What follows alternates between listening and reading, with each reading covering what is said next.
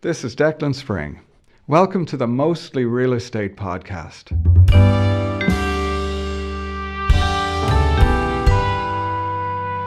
The housing market has new rules.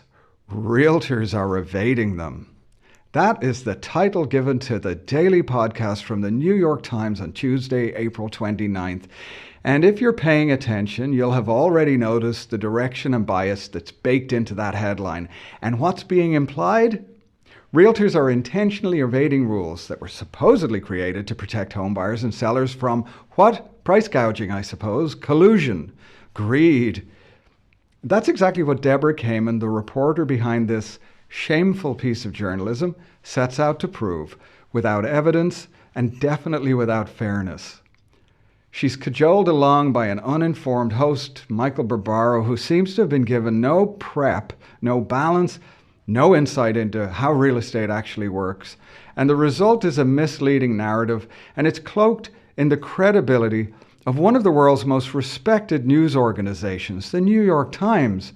And that's the real bombshell here. That's the shame of it all.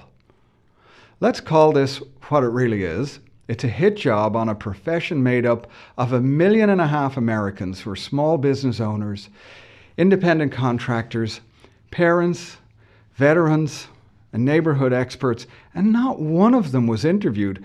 Not one working realtor was given a voice in this piece. The very group being accused of, and I quote, nefarious conduct. There's 1.5 million of us. We're not hard to find, really.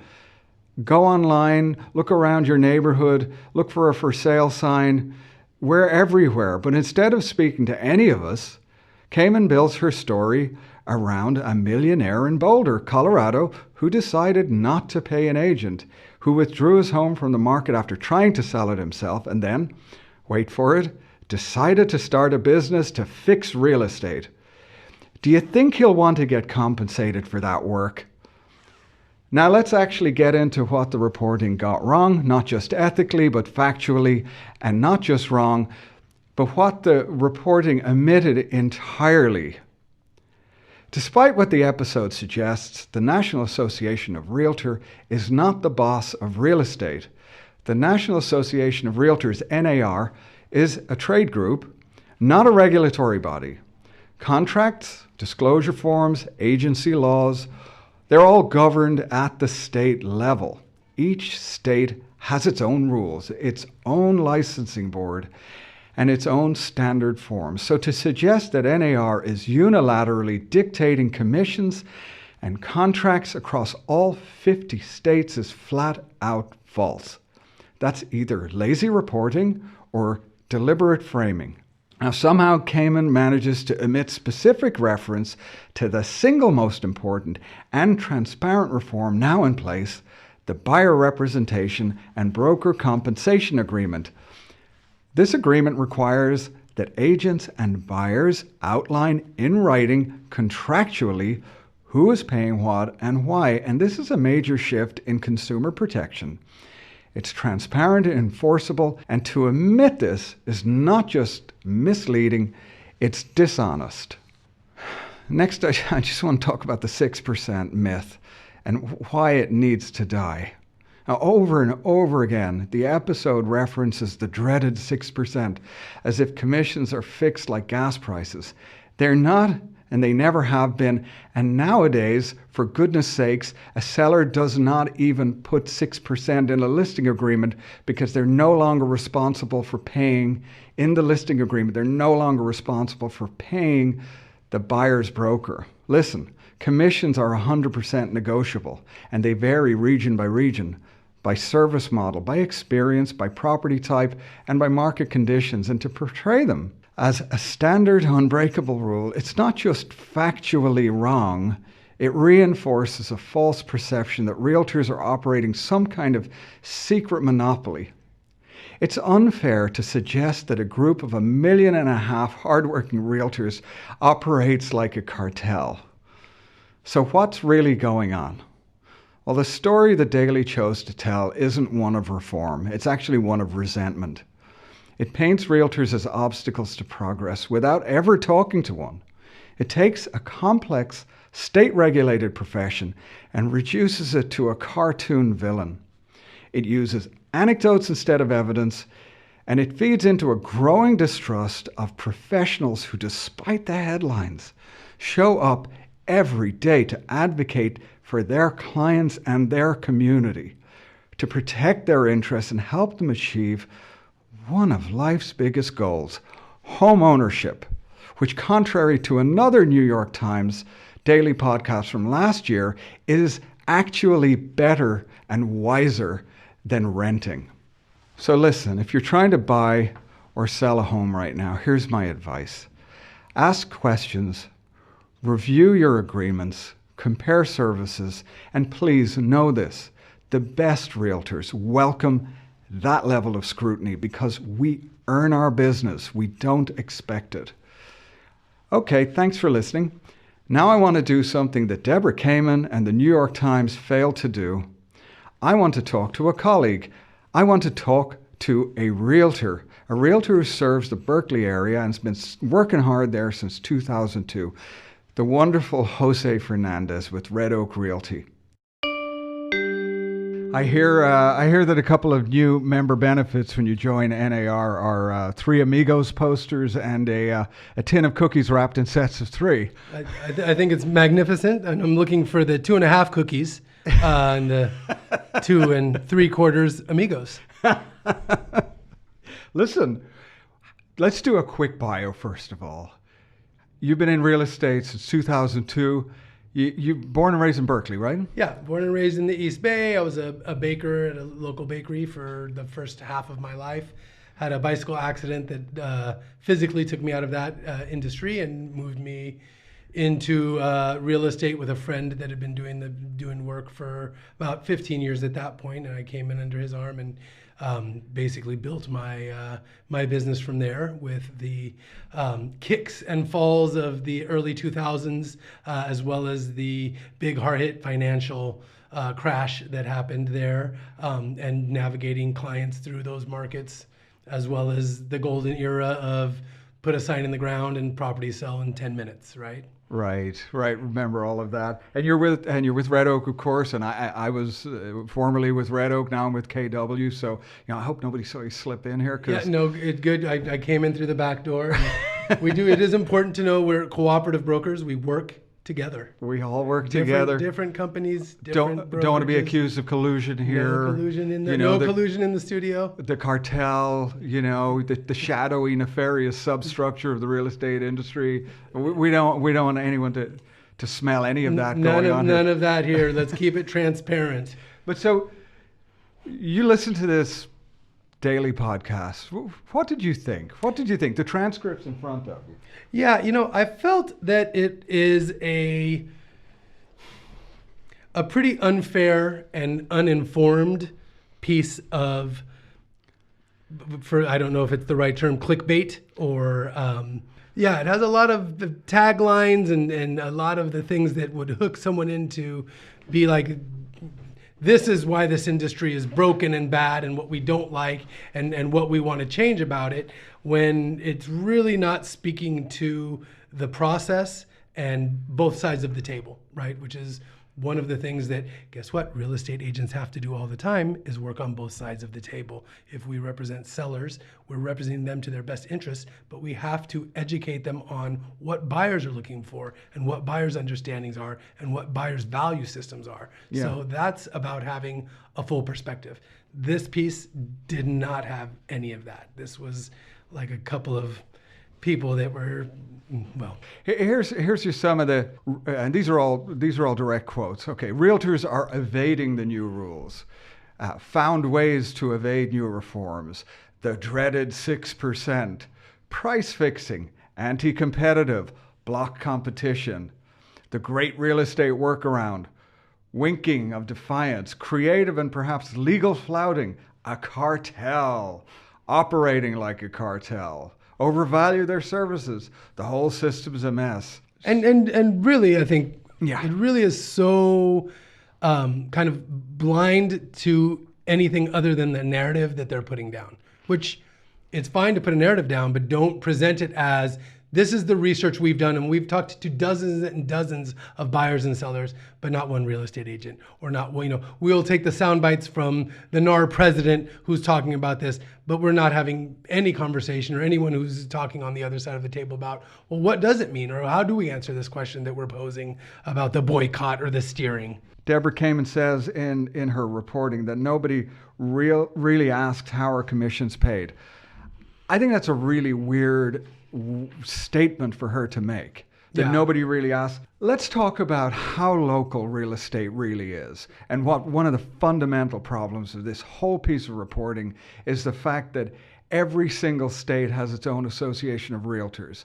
And NAR does not regulate, the states regulate themselves, and the commission structure, everything is at the state level. Right. And this does not address that at all. This just suggests that NAR governs everything. It's just an absolute and complete, fundamentally problematic omitting of the reality of the real estate industry, that it works at the state level. Absolutely. And beyond that, even you get into the micro environment of our market, right? Whether you're in the East Bay or San Francisco or Bakersfield or Fresno or Yosemite, or Mariposa County or Contra Costa County. These are all different places that deal with the process of buying and selling differently, with an overwhelming regulation of what our professional ethics and duties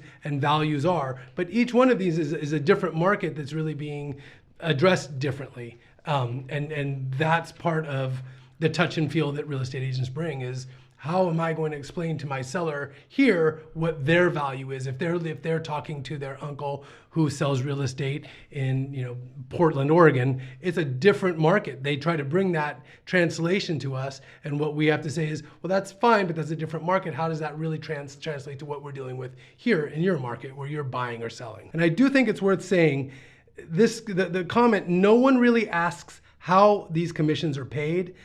That is, whether people ask or not, as someone who's been doing this for 20 plus years, one of the first things that we talk about when we get to the listing agreement is, this is how it breaks down. And one of the last things after every listing presentation is, we're going to get you an estimated proceeds sheet that shows you exactly what you're going to pay. How much are your title fees? How much are your escrow fees? How much are your commissions on both sides? Right. This is a standard procedure almost for us here. Now, whether that's transparency across the board in the whole country, I can't say, but we do have a very high level of ethics and training in our little climate here, and I think it's important for that to be part of the discussion if you're going to have an even reporting on an industry. And to just say no one asks how commissions get paid, what does that mean? That's a ridiculous thing to say. Who are these no ones? Because here's my experience. Everybody asks me how things get paid. I don't think I've ever had a client who doesn't ask me how things get paid. It's our job to explain the breakdown, to go through the net sheet. Exactly. Everybody deserves to understand who's paying what and how it gets paid. I mean, that's our job. Yeah. Like, no one asks how these commission gets paid. To throw that out there in a piece of reporting suggests that it's accurate. It's in New York Times. It's a stupid thing to say. Yeah. It's an irresponsible thing to suggest. It's an incorrect statement. So that brings me to like the 6% thing, the dreaded 6% that she keeps bringing. She just keeps bringing up the dreaded 6% over and over again. Come on. Can we get past this? Really? I don't think I've seen 6% around here in a long time. It really just doesn't exist anyway. There's already a massive downward pressure on commissions because of tech disruption and all kinds of other things that are really problematic. One of the things that none of this is talking about is the amount of work that we do as real estate agents on both sides of the table. I'm going to keep talking about that because the dreaded 6% is that puts out there the narrative that one agent's getting 6% of any sale And I'll tell you, no agent's getting 6% because agents work for brokerages and the brokerages take their percentage. And then we split the percentage with the other cooperating broker or concession to them. And so the 6%, again, they keep throwing that number out because it's the tagline and it just seems ridiculous. 6% is so close to 10. It's really criminal that it could be so high. It should be 1 or 2%, right? But you look at a 1 or 2% representation of a sale, the people that are doing that and the services that you're getting really are going to take away from and hurt the consumer. They're going to put them at risk. The amount of work that we do on both sides of the table to educate our clients, to guide them into transparent and honest disclosure about the properties, about the issues they know. It's natural to say, well, I don't want to say anything bad about the property. We tell our clients all the time, we got to put this out there. We have to let people know because we don't want to open you up to legal liability on the backside. Right. Getting sued after. We don't want to get sued. We don't want you to get sued. And we educate our clients to do that on both sides of the table. Absolutely. And this notion that, okay, we know that the real estate community is very, very tight, right? Especially around here. We're a very, very tight group of friends and colleagues. We work together. And why is that? It's not because we're in collusion. At all. It's not because we're a cartel. It's because it's in the best interests of people buying a property or selling a property that we work collaboratively on their behalf. So the notion that our being tight as a bunch is somehow a nefarious, shadowy activity, it's completely incorrect. It's because we're working hard to protect the interests of home buyers and sellers, and we do that collaboratively. And for it ever to be thought of that we're doing something nefarious behind the scenes, it's just, to me, honestly, I'll use the word disgusting. I think it's disgusting. I agree with it. It's a ridiculous idea when you look at the industry and as you're saying, we're all friends and a tight-knit community, but we're also members of our community that have huge parts of our life that aren't real estate. And we're not getting together. I mean, most of us, even though we're cooperative, are also in some form of competition. And the fact that people that are in competition can be collaborative and can work together and share ideas of how do we address the challenges of, I don't know, knob and tube wiring, insurability. You want to talk about an industry that only wants to win and doesn't lose. The insurance providers just want to pull out of insuring. And so they have created these items that they are red tagging. And what we need to do is sell houses for our clients, get them into houses. So we've had to navigate in the past 8 months. How do we do this? Are we spending prep money that used to go into hardwood floors into updating a furnace or updating a hot water heater? And this is the sort of thing that doesn't get discussed because it's nuts and bolts, it's boring, it's scary, and it doesn't make for a good tagline. As you said, we're your neighbors. We have a vested interest in the neighborhoods we live in. We bring so much employment. I counted on my most recent listing. I brought 25 individual small business owners or tradespeople, from cleaners to carpenters to stagers, all came through that property, so that the seller could achieve the price that they'd like to achieve for that property. I managed that entire project, 25 individual businesses. It's an incredible infrastructure. Right? And those businesses are businesses that are here. And our brokerage, it's a business that here. This isn't, most of us, we're not working as part of this huge national association of realtors or Right. even the statewide association of realtors. We really have our own little businesses and we are distributing and helping to make it happen. And I think it's an interesting point, and I'm not arguing this, I'm just saying is a different perspective is they're talking about a seller should get what they want. The seller can only get what the market will provide for them. The Right. market decides, and guess who decides on that price? It's the buyers. And the buyers decide. So when we do all that work, when you're talking about all that prep work to get the target price that these sellers want, that they're tied to because they saw something else or the historical data, or because that's just what they want, it is really about how do we present this to achieve the most amount And we leave that on the table, I think, most of the time. We say, hey, we had 2 Sunday open houses. We walked 32 people through. There are 15 disclosure packages out. We ended up with 2 offers. The delta between the 2 offers is $10,000. The market has spoken. You make the decision. I want $40,000 more. It's not there. Mm-hmm. That's our job. And that's not something that the buyer's agent isn't colluding with us to decide, and how do we get this price? Like, right. We're all keeping it very, we're representing our clients, we're doing our fiduciary duty, and we're advising them on the market. We're navigating them through this market. 100%. Let's just demystify something here in the process that's not outlined at all here in this piece of reporting. We have a thing called a buyer's representation broker compensation agreement. Right. It's pretty straightforward. The nuts and bolts are not difficult to understand. We'll demystify it right here, we'll walk through it.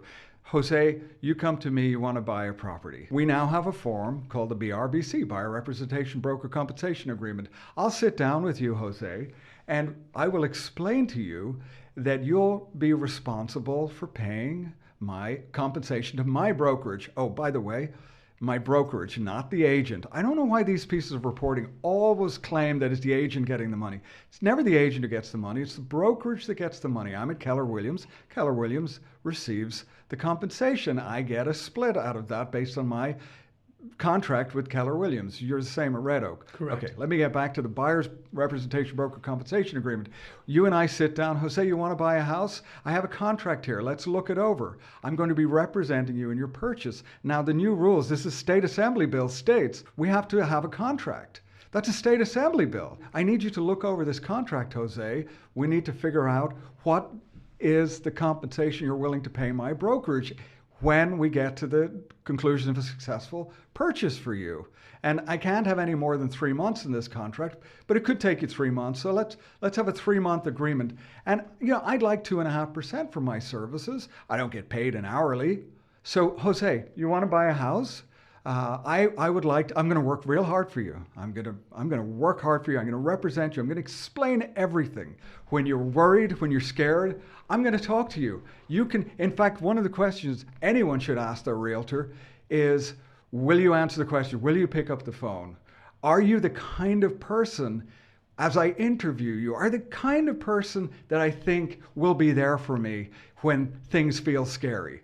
That's part of the interview process a buyer should consider. So Jose, for all of this work I'm going to do for you, which is going to go on for several months, we're going to see lots of property, as many as you need to see. I'm going to educate you, work with your lender. We're going to talk about ordinances. We're going to beat the competition. We're going to do everything we have to do. I'd like 2.5% to go to my brokerage. I'll get some of that. I won't get all of it, but I'll get some of it at some point. And then I have to pay all my marketing. I have to pay my taxes. I'm running a business. So Jose, do you understand that? You're responsible for that. Do you understand? I get it. Oh, I get it. Unlike Deborah Kamen, who just said she didn't know anything and just signed the paperwork. But I do understand that. And Declan, it seems like, a lot of my money is going to be going to my down payment and my closing cost, which I am guessing that the lender said is going to be 2.5% to 3%. So with your 2.5%, that's like 5% on top of my down payment. How am I going to have all this money? How am I going to pay you, Declan? I don't know. Well, in this buyer representation broker compensation agreement, which is really as a result of the new rules, this is what came out of the new rules. In this agreement you and I are going to sign at 2.5%, I'm going to also ask you to go through a worksheet so that we can understand whether or not you actually have that money. Now, if you don't have that money, and I choose to represent you anyway in the hopes that we can get it from the seller, let's talk about that. But we are going to be careful about this. I want to understand that you can afford to sign this agreement.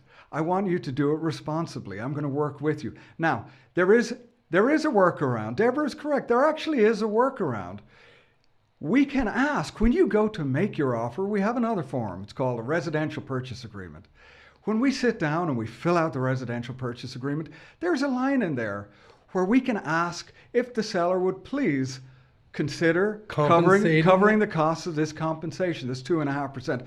So although he'll say, you're ultimately responsible, and the seller might decline to do that, we can make the ask. Let's see. Most of the time, sellers are amenable to it because you know why? They look at everything and they recognize, yeah, there's value in paying that. This is a good idea. Let's go ahead and cover the cost of the buyer's broker's compensation. That's what the seller will most likely say. But are you getting what I'm talking about here? I totally understand it. Jose, I want you to ask the questions that you need to ask to fully understand this process. If we write an offer on a property and we agree that I'm going to pay you 2.5%, which seems reasonable to me as maybe an industry insider. But I agree to that 2.5%, Declan. And then when we write the offer, they only agree to 2.25%. The 2.25% amigo, or let's call it the 2.25 cookie conversation, right. per what every realtor is doing across the country to have this workaround. Right. What happens then with it? What happens to that extra 0.25%? Well, remember, you're ultimately responsible for the 2.5%. And we've gone through the worksheet and we understand that you do have that money. So thank you very much. I've worked hard. I've explained the process very clearly to you. This is a great question. You'll be responsible to make sure that I get the full 2.5%. So if the seller doesn't want to pay it fully, you'll have to make up the balance, because I like to get paid, especially when I've explained things clearly and directly. Now, if you'd like to negotiate the 2.5%, and this is where I think there's a failure in the reporting as well. Agreed. Right? Agreed. Okay. There's a statement here that I tried to negotiate with my realtor or realtors and nobody would come down. I would say to that person, you failed at your negotiation. That realtor negotiated on their side and they walked away when they couldn't get what they wanted. That doesn't mean that realtors wouldn't come down. It means that you did not negotiate well. And now you're blaming the realtor for not coming down. Right? Now, I would ask anybody, do you want to work with a realtor who's good at negotiating? If they show up and they negotiate in their own best interests, is that a realtor you think would try and work hard in your best interest, negotiate well for you? Correct. That's the realtor you want. You want a realtor with strong negotiation skills. Just because they walked away from you and you're disgruntled about that, don't throw that back at us that we wouldn't come down. Right. Yes. Fair enough? Fair enough. I'm ready to sign, Declan. I do want to say one thing. When I don't know about this seller in Colorado talking about 10 to 30 hours worth of work for the listing of a property, but that seems like an awful little amount of work. It kind of does. I mean, I think the numbers. Well, whatever. We won't get into that. Now, I was watching you, Jose, when we were listening to the piece of reporting here from the New York Times and or from the Daily Podcast, and you seemed to be particularly agitated about with the conversation around steering. And I just want to ask you, maybe we'll close on this. Why were you so agitated? I think that steering is a real thing, and it is something that our industry historically suffered from. There was absolutely a practice of steering, which was showing certain properties or showing certain clients certain properties to get them to buy or not buy in an area, steering them to a market. Now, the difference is steering is not market education, and we do a lot of market education, meaning if we have a client that wants to buy in Central Berkeley, and we show them 4 or 5 properties there that then they see what they sell for, and they say, gosh, we're having a hard time making this work. Our job is to give them the perspective of what that value is. And we say, okay, well, you want to be in Berkeley, you like the schools, you like the neighborhood, you want to walk to the Berkeley Bowl, but you're having a problem with the valuation. Let's go look in El Cerrito and see what you get for the same amount of money. And we do that same education. I would argue that's not steering, that's educating on the market. The client has the right to choose, hey, you know what? Maybe we do want to consider this area. Maybe we do want to do this, or absolutely we don't want to do this. But that's part of the education, is getting them there. And they're having this argument, or they're having this point saying that everyone is steering so that only properties that are offering 3% or 3 amigos or 3 cookies are the ones that we're going to show our clients. We are working right now with the contract, the BRBC contract that you sign, is we're going to get paid what we're getting paid, and we're working as we've always worked across the board, showing them the properties they want to see or properties we think they would be interested in getting. And so that is a really, it's a triggering term that I don't think is really applicable to what they're saying. And I think I have a problem with that. And I'm glad you brought it up again, because I do want to point out carefully that, again, in the BRBC, the Buyer's Representation Broker Compensation Agreement, if you as a buyer say you're willing to be responsible for 2.5% of your buyer's brokerage, the agent can't come in and, ask for 3%. They're actually not allowed. Like, that is against the rules. It doesn't matter. Even if 3% was being offered by a seller, the BRBC dictates how much the buyer's broker can actually take. So you could have a seller saying, I'll give you 5% if you sell my house. We can't do it because the BRBC says, no, you're limited to 2.5%, period. That is part of the new rules, and that's a good thing. Well, Jose, thank you very much. It's been an honor and a pleasure. I'm glad to be here. I look forward to the next one we do, where we can talk about the 3 cups of coffee or two cocktails, or however we decide to get around this next challenge. Anyways, Declan, it's been a pleasure. Thanks so much for having me on here. Yeah, I hope that next time you and I can actually talk about things that matter. Or we can further our community and our clients instead of having to work against kind of this false narrative of reporting. Now, before we wrap up, I just want to leave you with a parting thought, especially in light of all the noise around real estate commissions and affordability. There's a narrative out there that suggests the cost of real estate services, specifically agent commissions, is a root cause of the affordability crisis in this country. And let's be honest, that's not just a stretch, it's a complete red herring. Now, the real barriers to affordability are complex and well documented. A national shortage of homes, an insurance crisis, restrictive zoning laws, stagnant wages, and investor competition in already tight markets. These are systemic issues, and cutting a point or two off a commission structure is not going to fix them. Are commissions worth examining? Sure. Transparency and consumer choice, they matter. But let's not pretend that trimming a few $1,000s off a transaction is going to solve a decades in the making affordability crisis. It just won't. So the next time somebody tells you that real estate agents are the problem, ask them what they're doing to advocate for new housing, for smarter lending policies, and meaningful wage growth, because that's where the real answers are. And please, let's have reporting on some real issues that actually terrify us realtors. And top of mind for me is the willful dismantling of the Consumer Financial Protection Bureau that was born out of the 2008 financial crisis. Thanks for listening. Let's keep pushing for transparency, accuracy, respect, not just in real estate, but in journalism too. This episode was edited by me, with original music by Chuck Lindo and graphics by Lisa Mazer. The podcast is brought to you by the Home Factor Realtors, thehomefactor.com. Catch up on the latest news from the East Bay market in their weekly blog, published every Saturday at thehomefactor.com. If you'd like to reach out to me with suggestions for the show, please text me at 415-446-8591.